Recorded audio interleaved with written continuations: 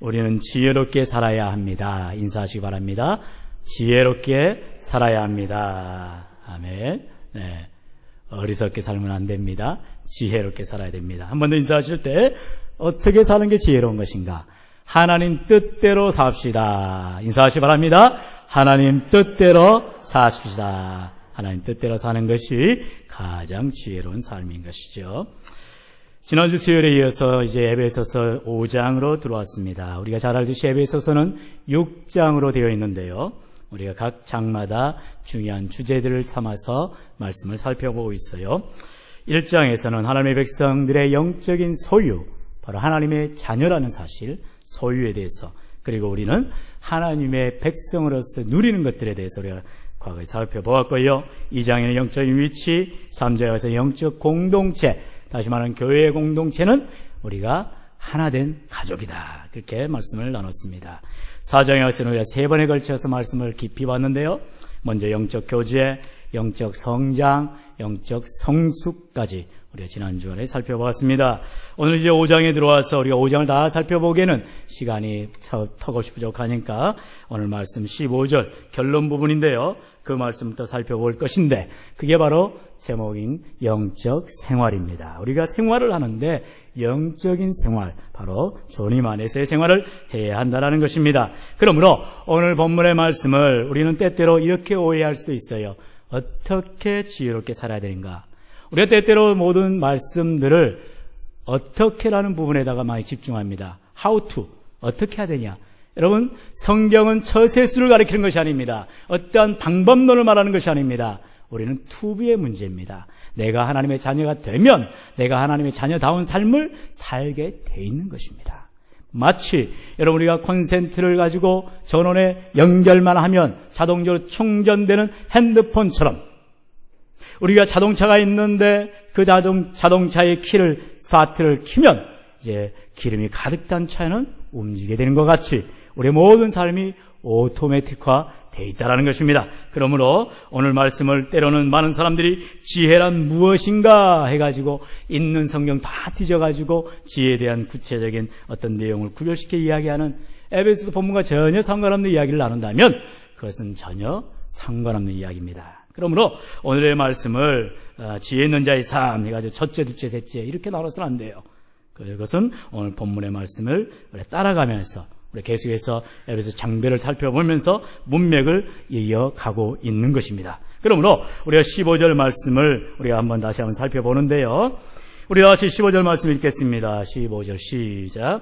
그런즉 너희가 어떻게 행할 것을 자세히 주의하여 지혜 없는 자같이 말고 오직 지혜 있는 자같이 하여 세월을 아끼라. 때가 악하니라. 그러므로 어리석은 자가 되지 말고 오직 주의 뜻이 무엇인가 이해하라. 술 취하지 말라. 이는 방탕한 것이니 오직 성령의 충만을 받으라. 시와 찬미와 신령한 노래들로 서로 화답하며 범사에 우리 주 예수 그리스도의 이름으로 항상 아버지 하나님께 감사하며 그리스도를 경외함으로 피차 복종하라. 이제 전체 말씀을 우리가 봤는데요. 이 말씀 우리가 끊지 않고 읽었던 것은 말씀을 달달 끊을 필요가 없다는 거예요. 말씀이 하나라는 것입니다. 통이에요, 통. 그러니까 성경을 어떤 박사님은 또 통성경이다 해가지고 통독을 강조하기도 하지요.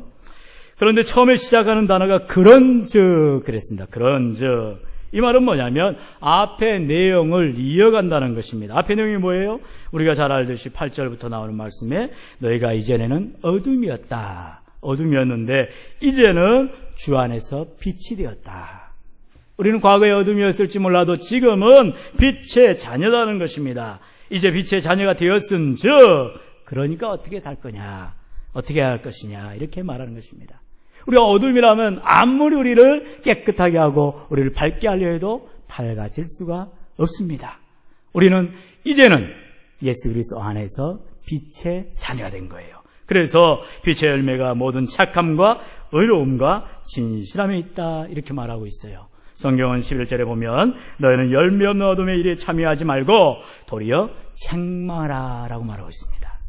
과거의 나의 연약한 나의 모든 어둠의 모습들을 이제는 떨쳐 버리라는 것입니다.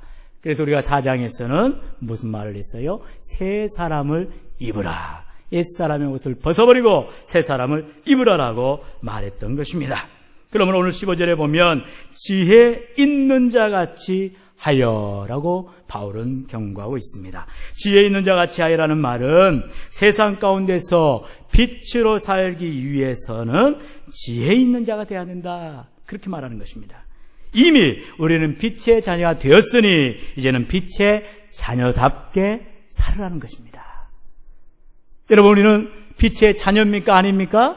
빛의 자녀입니다. 쉽게 말해서 여러분, 하나님의 자녀예요? 아니에요? 하나님의 자녀입니다. 우리는 새 사람이에요. 내가 새 사람이 되려고 해서 되는 것이 아니고, 내가 하나님의 자녀가 되려고 해서 되는 것이 아니고, 이미 우리는 하나님의 택하심으로 은혜로 말미암아 구원을 얻은 하나님의 자녀들인 줄로 믿습니다. 할렐루야. 여러분, 그러면 나는 선포해야 돼요. 베너드 목사님께서, 담임 목사님께서 전도의 방법들을 말씀하실 때에 선포하겠어요. 태신자에게, 전도할 사람에게, 저는 한강교회 다니는 예수 믿는 사람입니다. 한강교회 다닌다고만 하면 안 됩니다. 한강교회는요, 예수 안 믿는 사람들도 와요. 거린들도 옵니다. 그 사람들은요, 날을 정해놓고, 시간을 정해놓고 코스를 따라서 옵니다. 오늘 같은 날, 수요일 날이 항상 저희 교회 거른들이 오는 날이에요.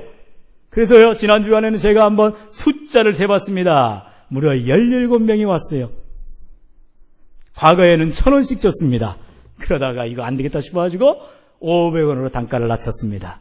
그래도 많은 돈이 나가고 있어요. 그래서 제가 지난주에 한번 그렇게 말을 해봤어요.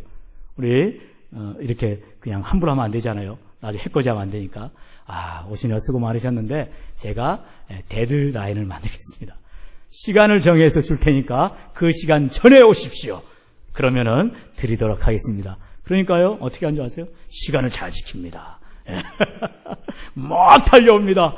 줄을 지어서 달려옵니다. 그 사람들은 의리는 있어요. 몇 시까지 오시라면 옵니다. 근데 오늘 한 사람이 어겼어요. 알고 보니까 마스크를 쓰고, 그래서 제가 이렇게 구제금을 드리면서 약간 끌어치겠습니다. 이분이 좀 아프다는 거예요. 제가 아파서 오늘은 4시에 왔습니다. 막 이렇게 사정을 하는 듯이 말하는 거예요. 그러세요. 예, 다음엔 3시까지 오세요. 그래서 드렸습니다만, 여러분, 우리는 한강교회만 다니는 자가 아니라 한강교회를 다니는 예수 믿는 사람입니다. 할렐루야. 예수 믿는 사람이에요. 여기는 좀 놀러 오는 아이들도 있고요, 여기는 그냥 지나가다가 좋은 경치가 있을까 해서 구경 삼아 오는 사람도 있어요. 우리는 교회에 다니는, 교회를 들락날락하는 그런 자가 아닙니다. 우리는 몸된 교회의 공동체 일원으로서 예수 믿는 믿음의 자들인 줄로 믿습니다. 그게 바로 내가 빛의 자녀라는, 내가 하나님의 자녀라는 것을 선포하고 다니는 것입니다. 여러분, 성경은 말합니다. 너희가 빛의 자녀가 됐으니 이제는 빛의 자녀답게 살아라는 거예요. 여러분, 우리가 답게 살아야 된다는 것은 참으로 중요합니다. 나의 위치와 나의 지위를 놓치지 말라는 것입니다. 다운 삶을 살아라는 거예요. 그래서 성도는 성도답게, 하나님의 자녀 하나님의 답게 그 모습을 보여주라는 것입니다. 이것이 영향력이에요. 세상에서 말하는 영향력은 어떤 힘의 논리입니다. 그래서 지위로 깎아내립니다. 자기가 가진 재산으로 깎아내립니다.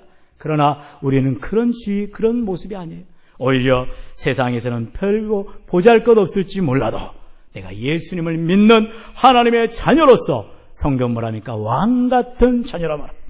왕같은 자녀로서 우리가 삶을 살아가는 자, 그것이 바로 지혜로운 자다, 지혜 있는 자라고 성경은 말합니다. 그런 자들이 맨 먼저 해야 될 것은 세월을 아끼라. 세월을 아끼라로 말하는 거예요. 여러분, 이것을 원문적으로 바라보면, 혹시 여러분 성경에도 각주가 나온지 모르겠는데요, 헬라 원문에 보면 기회를 사라 이렇게 말하고 있다는 거예요. 세월을 아끼라라는 말은 원문을 보면 기회를 사라는 말이라는 것이지요. 세상적인 말로 시간은 금이니까 세월을 아끼십시오, 그런 1차원적인 말이 아니라 우리가 세월을 값을 지불하고 샀다는 것입니다. 무슨 세월입니까? 이제는 내가 예수로 말미암아 새로운 삶을 살게 됐다는 것이죠. 과거에는 내가 어떤 삶을 살았든지 간에 지옥 갈 수밖에 없는 죄인의 삶입니다. 그래서 세상 사람들은 주일날도 전혀 상관없이 자신의 향락을 따라 살아가는 거예요. 오늘 같은 경우도 수요 예배 전혀 무관하게 살아가는 거예요. 그러나 믿음의 자들은 내가 이제 사는 것은 그리스도를 위하여 사는 거기 때문에, 새로운 비전의 삶이기 때문에, 값으로 산 것이기 때문에 아끼는 삶을 살아야 된다는 것입니다. 여러분, 그게 바로 생각의 차이인 것입니다. 여러분, 지금 뭐하러 사십니까? 하나님의 영광을 위해 살아야 할 줄로 믿습니다. 하나님의 영광이 무엇입니까? 구체적으로 하나님의 영광을 드러내는 것은 나를 통하여서 하나님이 기뻐해야 한다는 것입니다. 나를 통하여서 교회가 덕을 세워야 한다는 것입니다. 그래서 바울은 계속해서 성경에 보면 교회의 덕을 세우도록 살라고 말합니다. 특별히 성령의 은사, 이제 계속 다루겠지만 성령의 은사 부분을 다루면서도 그것을 자랑하지 말고 은사를 너저분하게 말하지 말고 교회의 덕을 위해서 사용하라, 그렇게 말하는 것입니다. 하나님은 우리 교회가 든든히 서가기 위해서, 건강한 교회가 되기 위해서 우리들에게 각종 은사를 주시고요, 은혜를 주신 줄로 믿습니다. 지난 주일날요, 우리가 잘 알듯이 최영진 집사님께서 암을 낳았다는 거예요. 저는요, 그 사실을 듣는 순간 제 암이 나은 것처럼 너무너무나 감격스러웠어요. 왜요?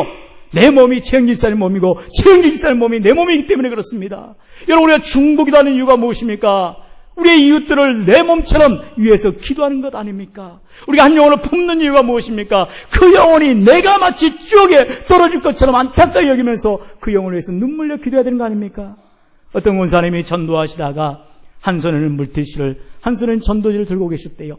근데 20대 후반의 젊은 청년이 지나가다가 손을 그냥 탁 쳐버린 것입니다. 순간 가지고 있던 물티슈와 전도지가 저 길바닥에 떨어지고요, 전도지가 구겨지더라는 것이에요. 얼마나 마음이 아팠겠어요. 그 전도지가 그냥 종이 한 장에 불과할 수 있습니다. 전도지 요즘 말로 하면 전도 사역자들은 몇만 장을 뿌려야 한 사람이 올까 말까래요. 그럼에도 불구하고 우리는 투자를 합니다. 여러 가지로 방법을 고안해서라도 우리가 전도하려 합니다.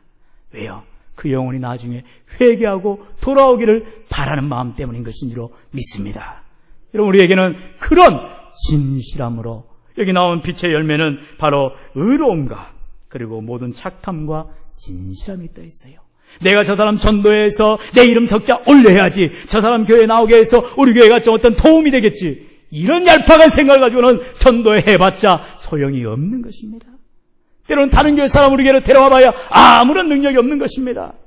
우리 교회는요, 오직 불신자에게 초점을 맞추고, 정말 이 지역사회에서 우리 목사님 말씀하시듯이 이제 재개발이 되면 다시 못 만날 사람들이 있을 텐데, 그 사람들 우리 교회 근방에 있을 때라도 교회에 나와서 주님의 은혜를 받고 함께 천국까지 하는 것 아니겠어요?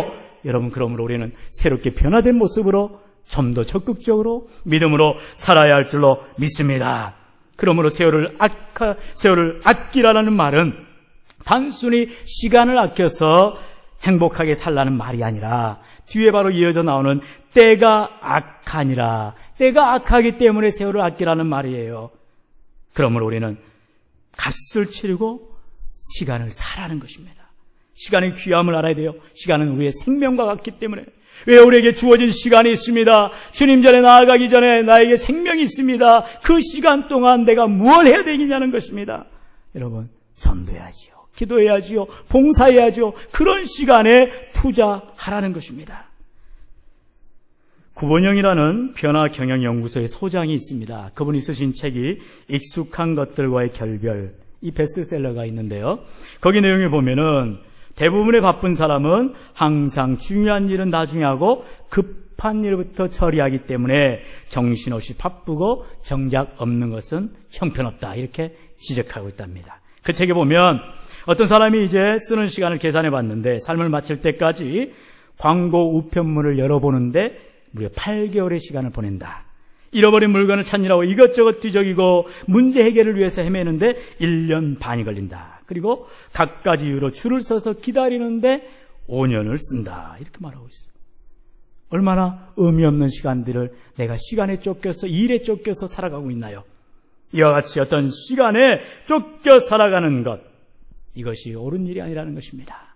마치 질병을 고쳐 주었더니 그 사람이 다시 과거의 그런 술 중독자로 돌아가 버리는, 살게 해줬더니 그 사람이 또 엉망진창의 삶이 되어버리는, 그리고 돈을 벌게 해줬더니 그 돈을 가지고 또 다른 일에 나쁜 짓에 써가지고 쫄딱 망하는 그런 사람과 같은 상태가 된다는 것입니다. 무슨 말이에요? 영국의 로이드 존스 목사님이라는 유명한 목사님이 계셨는데, 이 목사님은 원래는 유능한 외과 의사였답니다. 서전이었어요. 그런데 오죽 의사를 잘하면 영국 왕실 의사를 지낼 정도로 아주 명망이 높았대요. 그런데 결정적으로 이분이 의사를 그만두고 목사의 일로, 목회 일로 돌아선 계기가 있었답니다. 그것은 바로 그분이 의사였을 때 술 중독에 빠진 사람, 위험한 환자를 가까스로 살려냈어요. 그런데 결국 그 환자가 나중에 보니까 또다시 술 중독에 빠져서 헤어나지 못하는 거예요. 그래서 이 로이드 존스 목사님은 결국 내가 한 일은 무엇인가? 저 사람을 술 중독에 빠지게 해서 더 오래 살게 줄 것밖에 없지 않는가? 오히려 죄를 짓는데 내가 도움을 준 것 말고 뭐가 있는가? 병을 단순히 고치는 것만으로는 안 된다. 근본적인 영적인 병을 치유하지 않으면 아무런 소용이 없다. 이렇게 말을 하고 그가 전격적으로 목회자로 변화되었다는 것입니다. 성경은 말하지요. 요한 3서 1절 2절에 보면 사랑하는 자여 내 영혼이 잘된 같이 범사가 잘되고 강건하기를 간구하느라. 할렐루야. 바로 우리의 삶은 단순한 육신에 잘 먹고 잘 사는 그런 문제가 아니라 영원히 잘되게 하는 영생을 얻게 하는 복된 삶인 줄로 믿습니다. 그러면 여러분이 이 땅의 것이 중요한 것이 아니에요. 중요할 수가 없어요. 우리는 저 영원한 것을 바라보고 이 땅을 좀 우리가 희생하며 나아가는 것뿐입니다. 여러분, 그러므로 오늘 말씀에 나오는 이제 17절부터 보면은 우리 17절 말씀 한번 같이 읽어보겠습니다. 시작. 그러므로 어리석은 자가 되지 말고 오직 주의 뜻이 무엇인가 이해하라. 가장 먼저 해야 될 것이 뭐냐? 지혜로운 자 되기 위해서, 바로 지혜 있는 삶을 살기 위해서는 어리석은 자가 되지 말아야 됩니다. 어리석은 자 되지 않으면 지혜로운 삶을 살아갈 수가 있어요.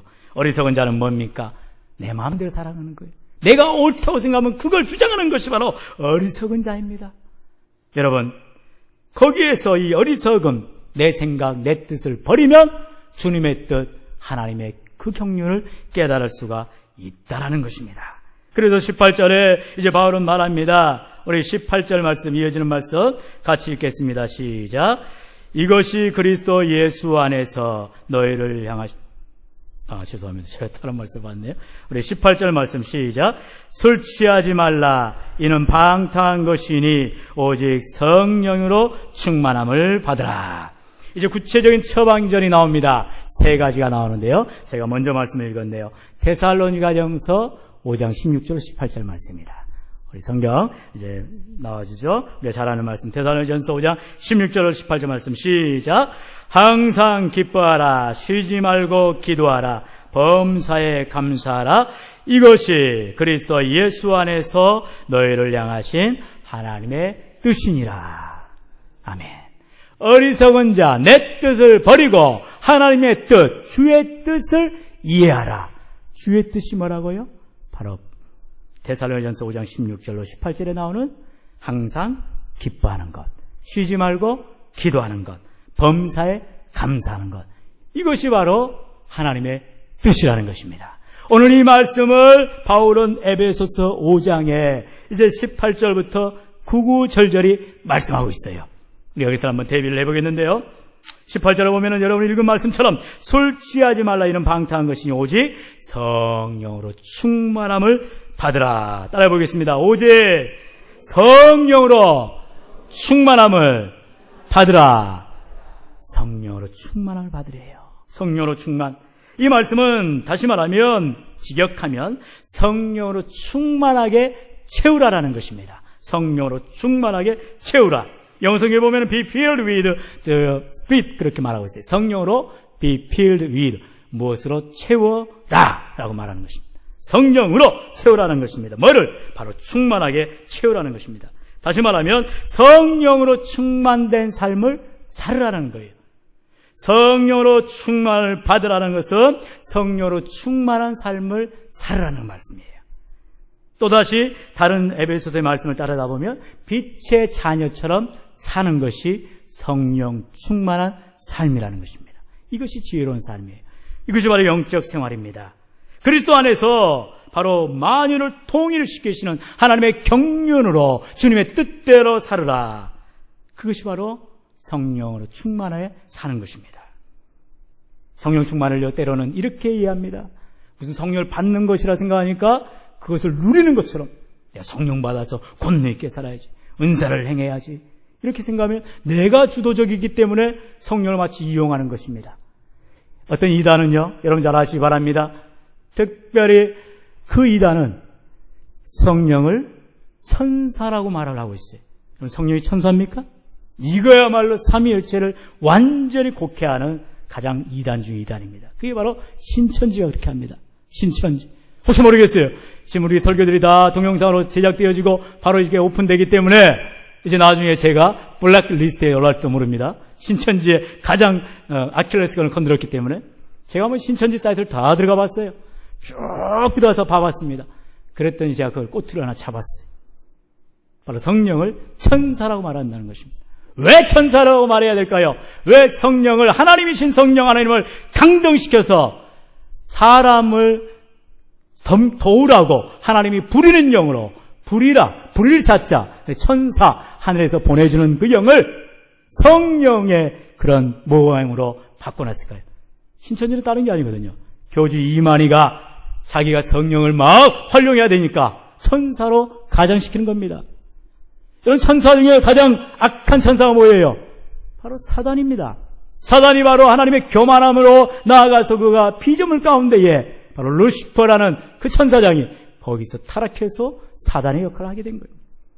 하나님과 사탄이 묻은 선과 악의 싸움 같습니까? 여러분 절대 아닙니다. 우리 예수 믿는 사람들이 사단의 앞에, 귀신 앞에 벌벌벌 떠는 것 같은데요, 그건 예수 믿지 않는 사람들의 모습과 별반 다를 게 없는 거예요. 우리는 예수 그리스도께서 이미 사단을 밟아 이기신, 사망 권세를 깨뜨리신 부활의 주님을 믿는 줄로 믿습니다. 우리는 승리자들이에요. 그러나 때로는 하나님이 허락하셨기 때문에, 하나님이 윤하셨기 때문에 사단이 우리를 때로는 병으로, 때로는 사업의 어려움으로, 때로는 여러 가지 복잡한 문제들로 넘어뜨리기도 하고 괴롭히게 하는 것입니다. 그리고 모든 것은 하나님의 경륜 아래 있기 때문에 어떤 것도 하나님의 뜻이 아니면 넘어지거나 죽임 당하지 못하는 거예요. 욥이 어떻게 되었어요? 우리가 잘 아듯이 욥기를 보면은 욥은 목숨만 부지했지 모든 것을 놓쳐버렸어요. 모든 걸 다 잃었어요. 그러나 끝까지 그는 하나님을 믿었어요. 그러므로 말미암아 그는 하나님의 놀라운 축복의 사람이 되지 않았습니까?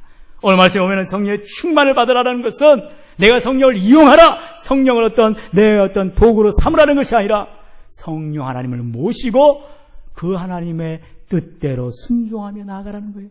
쉽게 말하면 이제 부흥회가 금요일부터 있는데, 부흥회는 시간을 내가 홀드해놓고 멈춰놓고 어떤 중요한 일이 있어도 이 일은 하나님의 일이야. 그러면 나는 금요일날 저녁 8시부터는 한광교회 나가서 말씀의 은혜를 받을 거야. 어떠한 일이 있어도 그것이 내 생명 같은 시간이라고 생각하고 기다리며 준비하는 것, 그게 바로 성령이 충만한 삶을 살아가는 거예요. 이유가 없어요. 여러분, 우리는 그와 같이 하나님을 최우선으로 하는, 하나님의 뜻에 순종하겠다는 결단을 하시는 저와 여러분이 되어야 할 줄로 믿습니다. 그러므로 여기 나오는 성령의 충만을 받는 삶은 뭐냐? 이제 바울이 데살로니가전서 5장에 나오는 그 3가지 가운데 특별히 쉬지 말고 기도하라와 같은 맥락의 이야기인 것입니다. 쉬지 말고 기도하는 것, 기도만을 얘기하는 것이 아닙니다. 기도는 뭐예요? 하나님과의 영적인 교제를 말하는 것입니다. 쉬지 말고 기도하라는 것은 하나님과 늘 24시간 쉬지 말고 교제하라는 거예요. 다시 말하면 하나님과 동행하라는 것입니다. 무슨 조그만 일 하나하나도 하나님의 뜻에 순종하라는 거예요. 오스왈드 챔버스라는 그분은 그런 말을 했잖아요. 예수님이 하면 어떻게 하였을까?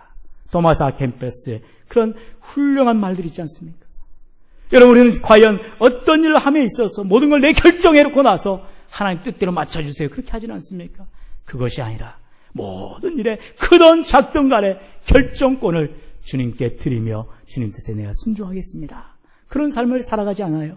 그것이 바로 쉬지 않고 기도하는 삶, 바로 성령의 충만을 받는 삶인 줄로 믿습니다. 두 번째로 19절의 말씀에 보면, 우리 다 같이 19절 말씀 읽겠습니다. 시작. 시와 찬송과 신령한 노래들로 서로 화답하며 너희의 마음으로 주께 노래하며 찬송하며. 아멘. 여기에 나오는 바로 시와 찬송과 신령한 노래들로 서로 화답한 것. 이게 뭐예요? 바로 기뻐하라는 것입니다. 항상 기뻐하는 것이지요. 항상 기뻐하는 것. 기뻐하는 것은 뭐예요? 기쁘면 노래가 절로 나온다 하지 않습니까? 시로 찬양하고요, 찬송하고요, 신령한 노래들로 화답하는 것. 이것이 바로 하나님의 은혜에 감사하는 항상 기뻐하는 삶입니다. 그런데 바울은 분명하게 빌립보서에 들어가면 그렇게 또한 지적합니다. 너가 기뻐서, 쉽게 말하면 조건이나 환경이 좋아서 기뻐하는 것이 아니라 주 안에서 기뻐하라. 따라해 보겠습니다. 주 안에서 기뻐하라. 주님 안에 있으면 바울은 감옥에 갇혔음에도 불구하고 기뻐했어요. 아까 어떤 권사님의 표현처럼 전도지가 비록 어떤 그 전도자 대상자가 손을 탁 쳐가지고 물티슈가 떨어져 나가고 또 종이쪼가리가 이제 구겨진다 할지라도, 제가 과거에 얼마 전에 이야기인데요, 어떤 전도 잘하시는 분은 그런 경우가 있었다는 거예요.